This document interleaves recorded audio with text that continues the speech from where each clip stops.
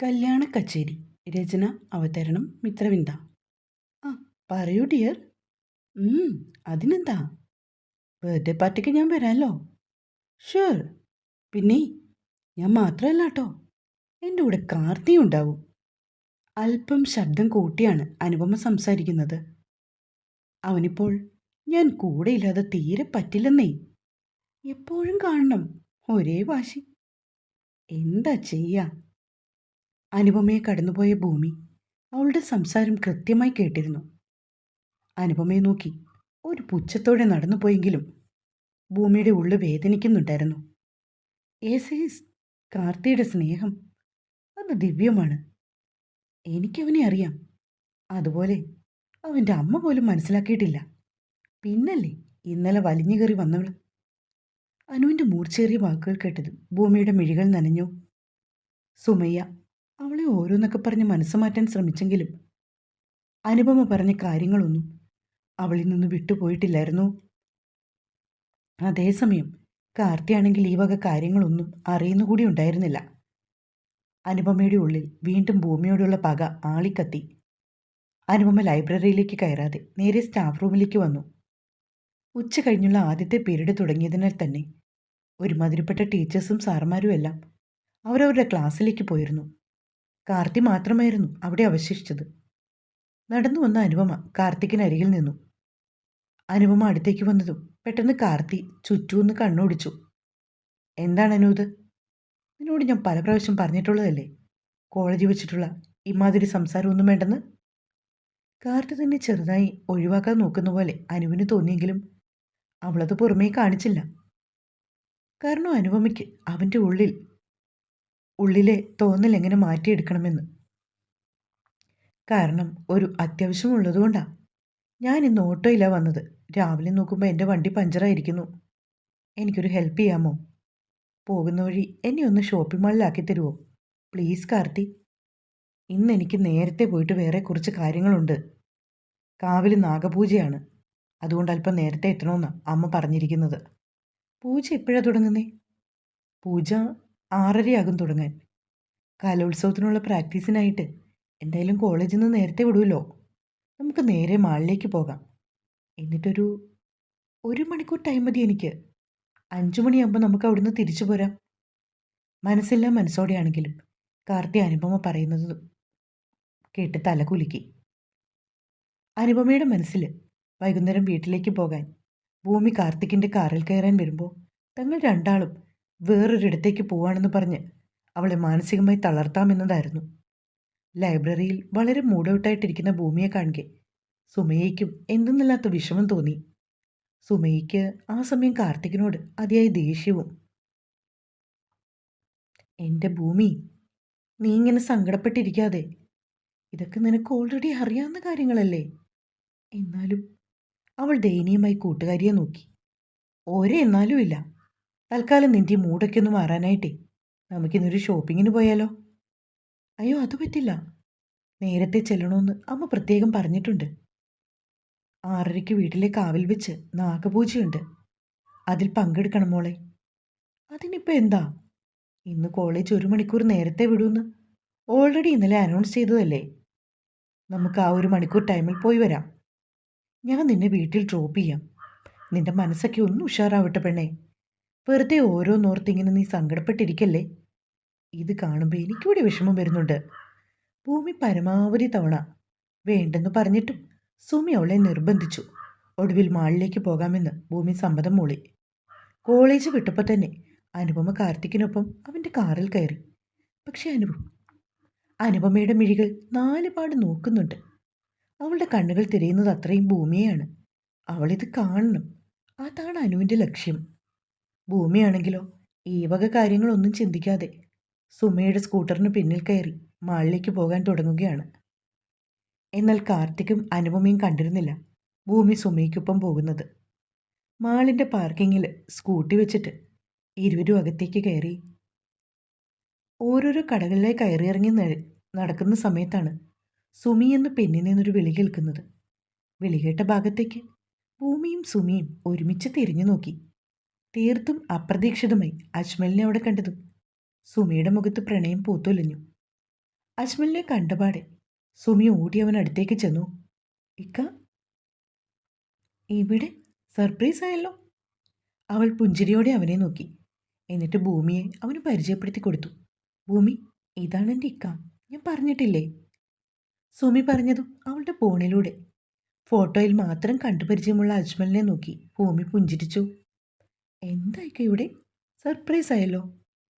ഞാൻ ഇക്ക ഇവിടെ ഉണ്ടാവുമെന്ന് വിചാരിച്ചതേയില്ല. ഞാൻ വെറുതെ ഫ്രണ്ട്സിൻ്റെ കൂടെ വന്നതാ. നിങ്ങൾ രണ്ടുപേരും ഷോപ്പിംഗ് ഇറങ്ങിയതാണോ? അതേ ഇക്ക, സുമി പറഞ്ഞു. സുമി, ഒരു മിനിറ്റ്. ഭൂമി സുമിയെ അടുത്തേക്ക് വിളിച്ച് അല്പം മാറ്റി നിർത്തി. നീ ഒരു കാര്യം ചെയ്യ് സുമി, കുറച്ച് സമയം നീ പോയി നിൻ്റെ ഇക്കാൻ്റെ കൂടെ സ്പെൻഡ് ചെയ്യുക. ഇങ്ങനെയൊക്കെ യാദൃശ്ചികമായി കാണുമ്പോഴല്ലേ നിങ്ങൾക്ക് മിണ്ടാനും പറയാനും എന്തെങ്കിലും അവസരം കിട്ടൂ. വീട്ടുകാർ വിവാഹം ഉറപ്പിച്ചു വെച്ചതാണെങ്കിൽ പോലും നിങ്ങളെ ഒരുമിച്ച് പുറത്തൊന്നും വിടില്ലല്ലോ. അതൊക്കെ ശരി തന്നെയാണ്, പക്ഷേ അത് വേണ്ട. ഭൂമി, നിന്റെ സങ്കടമൊക്കെ മാറ്റി നിന്നെ ഒന്ന് കൂളാക്കാൻ വേണ്ടിയാണ് ഞാൻ മാളിലേക്ക് വന്നതുപോലും. പിന്നെ പെട്ടെന്ന് ഇക്കയെ കണ്ടപ്പോൾ നിന്നെ ഇവിടെ ഒറ്റയ്ക്ക് വിട്ടിട്ട് പോകുന്നത് ശരിയല്ല. എൻ്റെ പെണ്ണെ, എനിക്കതൊന്നും ഒരു പ്രശ്നമില്ല. നീ തൽക്കാലം ഇക്കാൻ്റെ കുറച്ച് സമയം സ്പെൻഡ് ചെയ്യുക. ഞാൻ ഈ കടയിലേക്കൊന്ന് ജസ്റ്റ് കയറട്ടെ. എനിക്ക് കുറച്ച് സാധനം വാങ്ങിക്കാനുണ്ട്. ഞാനതെല്ലാം മേടിച്ചിട്ട് നമുക്ക് ഒരുമിച്ച് വീട്ടിലേക്ക് പോകാം. സുമി ആലോചനയോടെ നിൽക്കുന്ന കണ്ടതും ഭൂമി അവളെ നിർബന്ധിച്ച് അജ്മലിൻ്റെ അടുത്തേക്ക് കൊണ്ടാക്കി. അജ്മൽ ഭൂമിയെ നോക്കി പുഞ്ചിരിച്ചു. അവൾ തിരിച്ചു. സുമിയെ അജ്മലിനൊപ്പം വിട്ട ശേഷം ഭൂമി വെറുതെ ഓരോരോ കടകളിലായി കയറി ഇറങ്ങി. ഇന്ന് കാവിലെ പൂജയ്ക്ക് കൊടുക്കാനായിട്ട് ഭൂമിക്ക് ഒരു സെറ്റ് സാരി വാങ്ങണമെന്നുണ്ടായിരുന്നു. അതുകൊണ്ട് തന്നെ ഭൂമി സാരികൾ കിട്ടുന്ന ഒരു ഷോപ്പിലേക്ക് കയറി ഹാങ്ങറിൽ തൂക്കിയിട്ടിരിക്കുന്ന ഓരോരോ സാരിയിലൂടെ വിരലോടിച്ചുകൊണ്ട് നിന്നപ്പോഴാണ് പിന്നിൽ നിന്നും അവളെ തേടി ഒരു വിളിയൊച്ച വന്നത്. ഭൂമി തിരിഞ്ഞു നോക്കുമ്പോൾ പിന്നിൽ ദേവിനെ കണ്ടതും ഭൂമിയുടെ കണ്ണുകൾ വിടർന്നു. സാറെന്താ ഇവിടെ? ഭൂമി ദേവിനോടായി ചോദിച്ചു. അത് കൊള്ളാം, എല്ലാവരും എന്തിനാണോ മാളിൽ വരുന്നേ? ഞാൻ മാളിലെന്നല്ല ഉദ്ദേശിച്ചത്, ഇത് സാരി സെക്ഷൻ അല്ലേ? ഓ അങ്ങനെ. നാളെ എൻ്റെ അമ്മയുടെ ബർത്ത്ഡേ ആണ്. അമ്മയ്ക്ക് വേണ്ടിയിട്ടേ ഒരു നല്ല സാരി വാങ്ങാൻ വേണ്ടി വന്നതാണ് ഞാൻ. താൻ ഒറ്റയ്ക്കേ ഉള്ളൂ? കാർത്തി വന്നില്ലോ ഒപ്പം? പെട്ടെന്ന് ദേവ് അങ്ങനെ ചോദിച്ചതും ഭൂമിയുടെ മുഖം മാറി. അത് ചോദിച്ചത് ഭൂമിക്ക് വിഷമമായി എന്ന് ദേവിനും മനസ്സിലായി. എടോ സോറി, ഞാൻ പെട്ടെന്നൊരു ഫ്ലോയിൽ അങ്ങനെ ചോദിച്ചു പോയതാ. ദേവ് ക്ഷമാപണത്തോടെ പറഞ്ഞു. ഏയ് അതൊന്നും സാരമില്ല സർ, ഞാൻ സുമയ്യയുടെ കൂടെ വന്നതാ. ഇവിടെ വെച്ച് അവളുടെ ഇക്കായെ യാദൃച്ഛികമായി കണ്ടു. അപ്പോൾ ഞാൻ കരുതി ഒരു സാരി നോക്കാമെന്ന്. അതെന്തായാലും നന്നായി, അതുകൊണ്ട് എനിക്ക് തന്നെ കാണാൻ പറ്റിയല്ലോ. പെട്ടെന്ന് ദേവത് പറഞ്ഞതും കാര്യം മനസ്സിലാകാത്തതുപോലെ ഭൂമി ദേവിനെ നോക്കി. അതല്ല, അമ്മയ്ക്ക് സാരി സെലക്ട് ചെയ്യാൻ എനിക്ക് പെണ്ണുങ്ങളുടെ ഇഷ്ടമൊന്നും അറിഞ്ഞുകൂടാ. തനിക്കാവുമ്പോൾ എൻ്റെ അമ്മയ്ക്ക് വേണ്ടി ഒരു സാരി സെലക്ട് ചെയ്തു തരാൻ പറ്റുമല്ലോ. അയ്യോ സർ, എനിക്കങ്ങനെ അത്ര ആധികാരികമായി ഈ സാരി സെലക്ട് ചെയ്യാനൊന്നും അറിഞ്ഞുകൂടാ. അതുകൊള്ളാം, കാഴ്ചയിൽ നല്ല ഭംഗിയൊക്കെ തോന്നുന്ന ഒരു സാരി മതി. പിന്നെ താനൊരിക്കൽ എൻ്റെ അമ്മയെ കണ്ടിട്ടില്ലേ, മുൻപൊരിക്കൽ അമ്പലത്തിൽ വെച്ച്? ഭൂമിയുടെ കണ്ണുകൾ ഓരോ സാരികളിലൂടെ തെന്നി മാറിപ്പോയി. അവൾക്ക് ഇഷ്ടം തോന്നിയ 2-3 സാരികൾ കയ്യിലെടുത്തു. ഇതിലേതെങ്കിലും ചൂസ് ചെയ്യൂ. സാറിൻ്റെ അമ്മയ്ക്ക് ഇതൊക്കെ നന്നായിട്ട് ചേരുന്ന നിറങ്ങളാണ്. ഈ റെഡ് കളർ നല്ല ഭംഗിയായിരിക്കും, ഭൂമി ദേവിനോടായി പറഞ്ഞു. എങ്കിൽ അത് തന്നെ പാക്ക് ചെയ്യാം. പറഞ്ഞുകൊണ്ട് ദേവ് ആ സാരി കയ്യിലേക്കെടുത്തു. അല്ല ഭൂമി, സാരി നോക്കിയിരുന്നോ? ഞാനിങ്ങനെ വെറുതെ നോക്കിക്കൊണ്ട് നിൽക്കുമായിരുന്നു സാർ. എങ്കിൽ നല്ലൊരു സാരി കൂടി സെലക്ട് ചെയ്യുക. പെട്ടെന്നാണ് അവിടെ ഡിസ്പ്ലേയിൽ വെച്ചിരുന്ന ഒരു ധാവണി അവൻ്റെ കണ്ണിലുടക്കിയത്. കരിമ്പച്ചയും മാമ്പഴം മഞ്ഞയും ഇടകലർന്ന സിമ്പിൾ ധാവണി. സാരികൾക്കിടയിലൂടെ കണ്ണോടിച്ചുകൊണ്ടിരുന്ന ഭൂമിയെ ദേവാണത് കാണിച്ചു കൊടുത്തത്. ആ ഡിസ്പ്ലേയിൽ കിടക്കുന്ന ധാവണി നല്ല ഭംഗിയുണ്ട്, ഭൂമിക്കത് നന്നായി ചേരും. പെട്ടെന്ന് ദേവത് പറഞ്ഞതും ഭൂമിയുടെ നോട്ടം അവിടേക്കായി. ഒറ്റ നോട്ടത്തിൽ തന്നെ അവൾക്കത് നന്നായി ഇഷ്ടപ്പെട്ടിരുന്നു. എന്നാൽ അതിൻ്റെ വിലയിലേക്ക് നോക്കിയതോടെ അവളുടെ മുഖം മങ്ങി. അത് ദേവ് കൃത്യമായി കാണുകയും ചെയ്തു. ഓ, അതെനിക്ക് അത്ര ഇഷ്ടപ്പെട്ടില്ല സർ, ഞാൻ വേറെ നോക്കിക്കോളാം. കയ്യിൽ പണം തികയാത്തതുകൊണ്ടാണ് ഭൂമി അത് വാങ്ങാത്തതെന്ന് കൃത്യമായി ദേവിന് മനസ്സിലായി. ഭൂമി പിന്നെയും കുറേയേറെ വസ്ത്രങ്ങളിലൂടെ കണ്ണോടിച്ചെങ്കിലും ആ ധാവണി അതവളുടെ മനസ്സിൽ പതിഞ്ഞു പോയിരുന്നു. താൻ ഇവിടെ ഒന്നുകൂടി നോക്ക്. തനിക്ക് ഇഷ്ടപ്പെടുന്നെങ്കിലും ഉണ്ടെങ്കിൽ അത് സെലക്ട് ചെയ്യുക. എന്തായാലും ഞാൻ ഈ ഡ്രസ്സ് കൊണ്ടുപോയി ബില്ല് ചെയ്തിട്ട് വരാം. Okay sir. ഭൂമി വീണ്ടും ഓരോരോ വസ്ത്രങ്ങളിലൂടെ കണ്ണോടിച്ചുകൊണ്ട് അങ്ങനെ നടന്നു. ആ നേരം കൊണ്ട് തന്നെ സെയിൽസ്മാനോട് പറഞ്ഞ് ഡിസ്പ്ലേ കിടന്ന ധാവണി പായ്ക്ക് ചെയ്തിരുന്നു ദേവ്. കുറേ നേരം നോക്കിയിട്ടൊന്നും ഇഷ്ടപ്പെടാതെ വന്നതോടെ ഭൂമി ദേവിനൊപ്പം കടയ്ക്ക് പുറത്തേക്കിറങ്ങി. പിന്നിൽ ഒളിപ്പിച്ചു വെച്ചിരുന്ന ധാവണി അടങ്ങിയ കവർ സർപ്രൈസായിട്ടാണ് ദേവ് അവൾക്ക് നേരെ നീട്ടിയത്. ഇതെന്താണ് സർ? ഇതൊരു ഡ്രസ്സാണ്. ഞാൻ തനിക്ക് വേണ്ടി വാങ്ങിയത്. ക്ഷമിക്കണം സർ, എനിക്കിതൊന്നും വേണ്ട. ഭൂമി ചതിക്കരുത്. ഇത് കൊടുക്കാൻ എനിക്ക് വേറെ ആരുമില്ല. ദേവ് അങ്ങനെ പറഞ്ഞതും ഒരു സംശയത്തോടെ ഭൂമി അവനെ നോക്കി. ഞാൻ അങ്ങനെ അല്ലടോ ഉദ്ദേശിച്ചത്. ഒന്നും വിചാരിക്കരുത്. എനിക്ക് കൊടുക്കാനേ സിബ്ലിങ്സോ കസിൻസോ അങ്ങനെ ആരുമില്ല. പിന്നെ തനിക്കത് ഇഷ്ടപ്പെട്ടെന്ന് എനിക്ക് മനസ്സിലായി, അതുകൊണ്ട് വാങ്ങിയതാ. വെച്ചോളൂ. അവൻ കവർ വീണ്ടും ഭൂമിക്ക് നേരെ നീട്ടി. ദേവ് കുറേ നിർബന്ധിച്ച ശേഷമാണ് ഭൂമി ആ കവർ കയ്യിലേക്ക് വാങ്ങിയത്. അതേ സമയം തന്നെയാണ് അനുപമ കാർത്തിക്കിനോട് അവൾക്ക് സാരി വേണമെന്ന് പറഞ്ഞ് അതേ കടയിലേക്ക് വന്നത്. കാർത്തിക്കിൻ്റെ അനുപമയുടെ മിഴികൾ ഒരുപോലെ ദേവിലും ഭൂമിയിലും പതിഞ്ഞു. അനുപമയുടെ കണ്ണിൽ സന്തോഷം നിറഞ്ഞു. ഭൂമിയെ ദേവിനൊപ്പം കണ്ടതോടെ കാർത്തിക്കിൻ്റെ മിഴികളിൽ വല്ലാത്ത ദേഷ്യവും. എന്നാൽ ദേവും ഭൂമിയും ഇതൊന്നും കാണുന്നില്ലായിരുന്നു. ക്ലാസ്സിൽ വെച്ച് പറഞ്ഞ എന്തോ ഒരു തമാശ ഓർത്തുകൊണ്ട് രണ്ടാളും ചിരിച്ചു നിൽക്കുന്നു. ഒറ്റ നോട്ടത്തിൽ നോക്കിയാൽ പ്രണയിതാക്കൾ, അല്ലെങ്കിൽ ഭാര്യയും ഭർത്താവും, അങ്ങനെ തോന്നും അവരെ രണ്ടുപേരെയും. ഈ സാഹചര്യം പരമാവധി മുതലെടുക്കാൻ തന്നെ അനുപമ തീരുമാനിച്ചു. എന്തായാലും ഭൂമി ആള് കൊള്ളാലോ കാർത്തി. കാർത്തി വേണ്ടെന്ന് പറഞ്ഞപ്പോൾ തന്നെ അവൾ അടുത്ത ആളെ പിടിച്ചു. ഇങ്ങനൊരു പെണ്ണായിരുന്നു അവള്. ഇവളെക്കുറിച്ച് ഞാൻ അനുപമ പറയുന്ന ഓരോ വാക്കുകളും കൃത്യമായി കൊള്ളുന്നുണ്ടായിരുന്നു കാർത്തിക്കിന്. അത് കാർത്തിക്കിൻ്റെ മുഖഭാവം വിളിച്ചോതുന്നുണ്ടായിരുന്നു.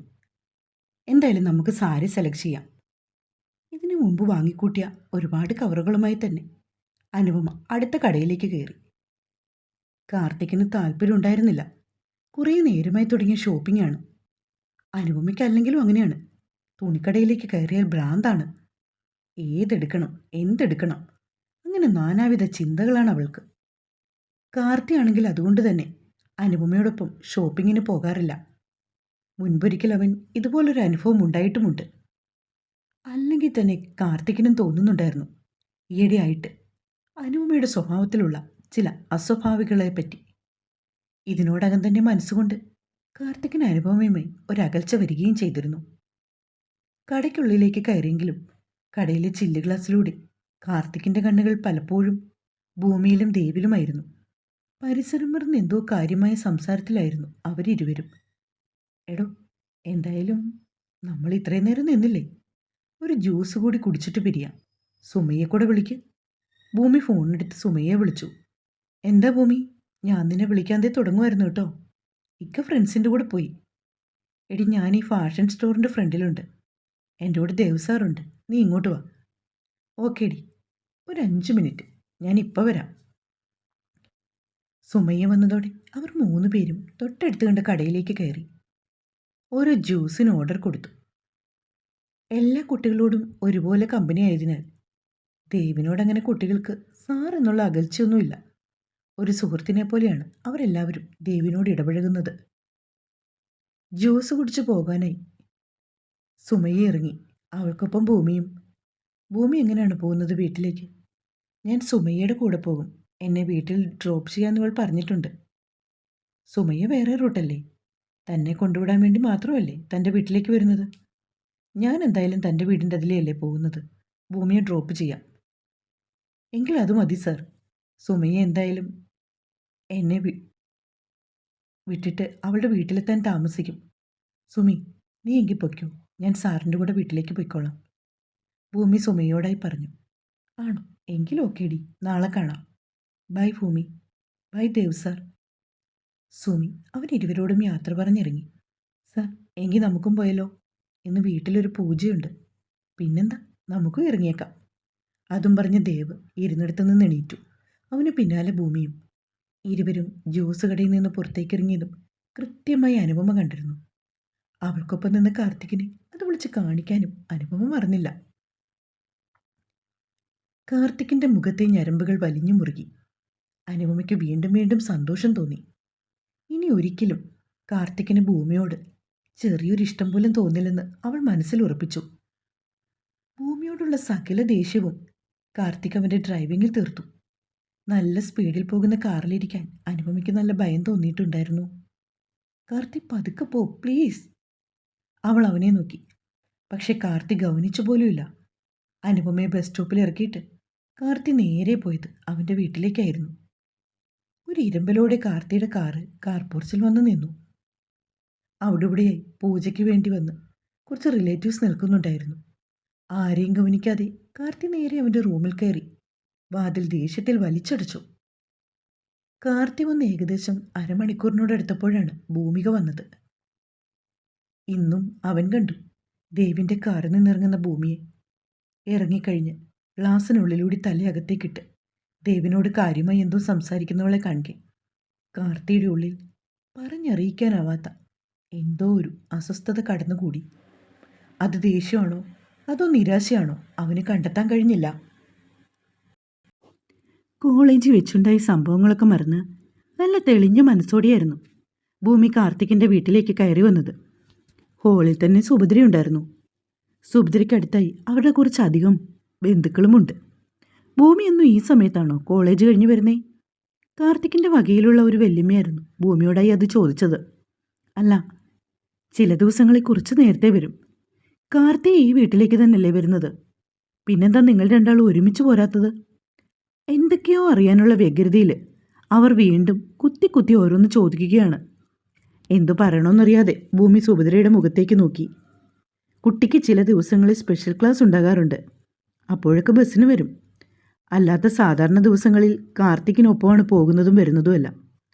ഇനി കൂടുതൽ ഓരോന്നും ചോദിച്ച് അവർ ഭൂമിയെ ബുദ്ധിമുട്ടിപ്പിക്കാതിരിക്കാൻ സുഭദ്ര പെട്ടെന്നങ്ങനെ പറഞ്ഞു. മോൾക്ക് ചായ എടുക്കട്ടെ? കുളിച്ചിട്ട് വന്നിട്ട് കുടിക്കാമേ. ഭൂമി മുകളിലെ മുറിയിലേക്ക് നടക്കാൻ തുടങ്ങുമ്പോഴായിരുന്നു കാർത്തിക്കിൻ്റെ അമ്മ പിന്നിൽ നിന്ന് വിളിച്ചത്. മോളെ ഒന്നിങ്ങി വന്നേ.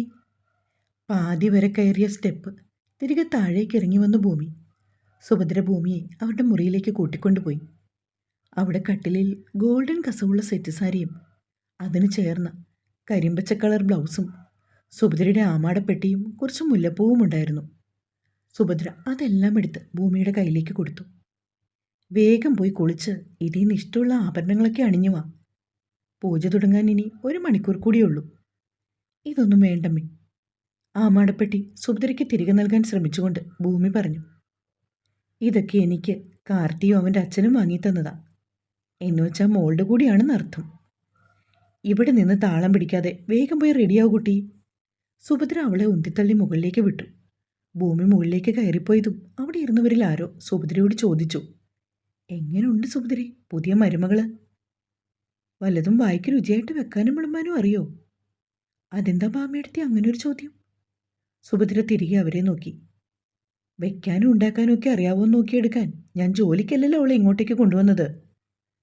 ഭൂമിയെ ഈ വീട്ടിലേക്ക് കൂട്ടിക്കൊണ്ടുവരുമ്പോൾ ഞങ്ങളുടെ കാർത്തിക്ക് ഒരു കൂട്ട്, ഞങ്ങൾക്കൊരു മകൾ, അത്രേ ഞാൻ ചിന്തിച്ചിട്ടുള്ളൂ. വെറുതെ ഒരു നാട്ടുനടപ്പ് ചോദിച്ചെന്നേ ഉള്ളൂ സുഭദ്ര. സുഭദ്രയ്ക്കത് ചോദിച്ചത് അത്ര ഇഷ്ടപ്പെട്ടില്ലെന്ന് മനസ്സിലായതും ബാമ പറഞ്ഞു, ആ നടപ്പ് ഇവിടെ വേണ്ടാട്ടോ. സുഭദ്രയുടെ താളത്തിലങ്ങ് അത് പറഞ്ഞതും പിന്നെ അവിടെ ഇരുന്ന് എല്ലാവരും ഭൂമിയെക്കുറിച്ച് എന്തെങ്കിലും സുഭദ്രയോട് ചോദിക്കാൻ 2 വട്ടം ആലോചിച്ചു. അതേസമയം മുകളിലെ നിലയിൽ കുളിച്ചിറങ്ങിയ കാർത്തിക് വേഷമൊക്കെ മാറി. കരിമ്പച്ച ഷർട്ടും ഗോൾഡൻ കസവുള്ള മുണ്ടുമായിരുന്നു അവൻ്റെ വേഷം. മുറിക്ക് പുറത്തേക്ക് ഇറങ്ങി വന്ന് കാർത്തി. എന്നിട്ടും ദേവിനൊപ്പം ഭൂമിയെ കണ്ടപ്പോഴുള്ള ദേഷ്യം അവനെ വിട്ടു പോകുന്നുണ്ടായിരുന്നില്ല. ദേവ് എന്തിനാണ് ഭൂമിയോട് ഇത്രയും അടുത്തിടപഴകുന്നത്? ആ ക്ലാസ്സിൽ മറ്റുള്ള കുട്ടികളോട് എല്ലാവരോടും ദേവ് ഇങ്ങനെയല്ലല്ലോ പെരുമാറുന്നത്. ഭൂമിയോട് മാത്രം അവനൊരു പ്രത്യേക ഇഷ്ടമോ താല്പര്യമോ എന്തോ ഉള്ളതുപോലെ. ദേവിനൊപ്പം ഭൂമിയെ കണ്ട ഓരോ നിമിഷങ്ങളും കാർത്തിക്കിൻ്റെ മനസ്സിലേക്ക് വന്നു. അതവൻ്റെ ദേഷ്യം ഇരട്ടിച്ചു. ഭൂമിയുടെ കഴുത്തിൽ താലി കെട്ടിയത് ഞാനാണെങ്കിൽ മറ്റൊരുത്തനും അവളുടെ മേൽ ആധിപത്യം സ്ഥാപിക്കാൻ ശ്രമിക്കണ്ട. അവളുടെ സുഖത്തിലും ദുഃഖത്തിലും ഞാൻ മാത്രം മതി അവൾക്ക്, കാർത്തി മനസ്സിൽ പറഞ്ഞു.